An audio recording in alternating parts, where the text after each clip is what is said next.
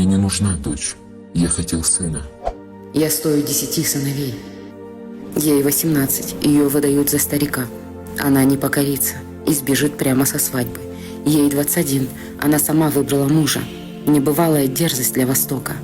Он вождь, силен и влиятелен, но видит в ней равную. Это будет 30 лет счастья, но его предадут и лишат жизни. Ей 51, она с 5 сыновьями. Народ без правителя. Она встанет во главе алайцев. Впервые в Центральной Азии женщина возьмет власть без крови. Перед ней склонится даже хан. За ее спиной тысячи шигитов. Она не умела читать и писать, но ее мудростью восхищались генералы. Ей 65. В ханство придет новая власть. Она выберет путь дипломатии. Все, чтобы сохранить жизнь народа. Им будет мало уважения, они захотят поставить ее на колени. Ее сына ложно обвинят и казнят на ее глазах. Они ждали восстания. Вместо этого она прошепчет: «Смотри в глаза смерти».